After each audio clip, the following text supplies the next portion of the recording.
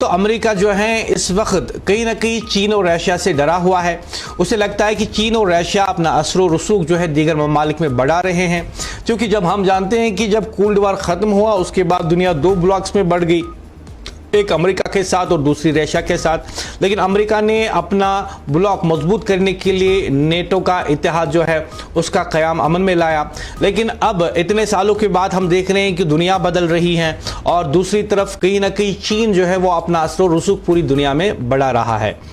इस सिलसिले में कल हमने देखा था कि पाकिस्तान और सऊदी अरब के दरमियान एक मुआहिदा हुआ और कहीं ना कहीं ऐसा जाहिर हो रहा है कि इस मुआहिदे से अमेरिका कत्ती तौर खुश नहीं है और उसे लगता है कि असल में पाकिस्तान और सऊदी अरब ये तो सिर्फ ऑन स्क्रीन है, बिहाइंड द कर्टन्स असल में चीन काम कर रहा है।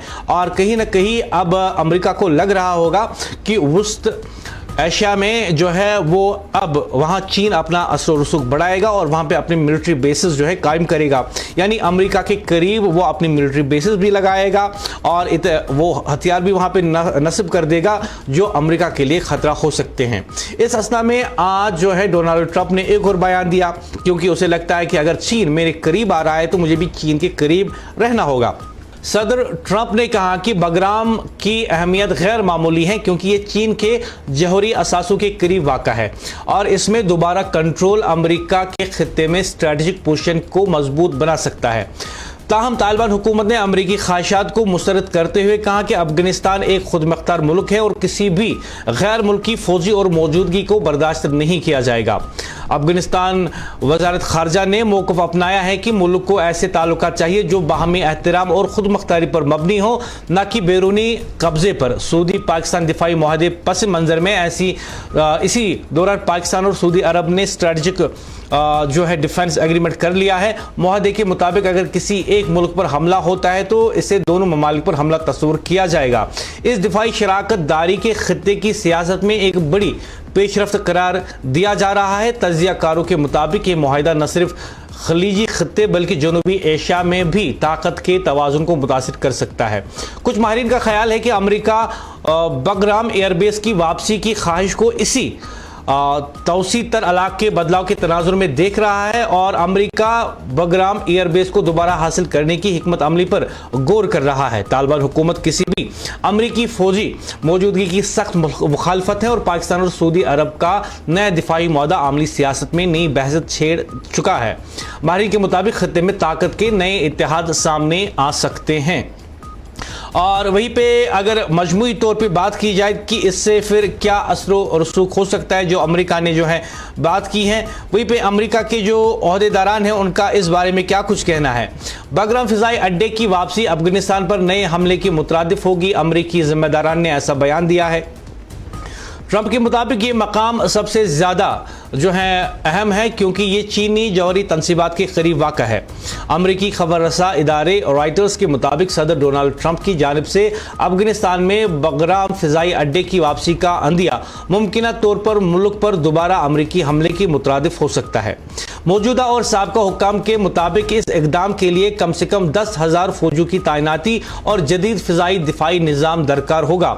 एक अमरीकी अहलकार ने वजाहत की कि बगराम पर दोबारा कब्जे का कोई फाल मंसूबा मौजूद नहीं, लेकिन अगर ऐसा किया गया तो ये एक बहुत बड़ी और महंगी कार्रवाई होगी। इसमें देसियों हज़ार फौजी मरम्मत के अखराजात और पेचीदा लॉजिस्टिक निज़ाम दरकार होगा। अहलकार के मुताबिक फ़िज़ाई अड्डे को संभालने के बाद भी इसके इर्द गिर्द वसी इलाके को साफ और महफूज बनाने के लिए बड़े पैमाने पर इक़दाम ज़रूरी होंगे ताकि अमरीकी फ़ौज पर मिसाइल हमलों से बचा जा सके। माहिरीन का कहना है कि बगराम को महफूज रखना बुनियादी तौर पर मुश्किल होगा और इसके लिए बड़े पैमाने पर अफरादी क़ुव्वत चाहिए। हत्ता कि अगर तालिबान अमेरिका के दोबारा कब्जे पर मुज़ाकरात के बाद आमादा भी हो जाए तो भी अड्डे को दाइश, अल-कायदा और ईरान जैसे बैरूनी ख़तरात से महफूज रखना एक चैलेंज होगा।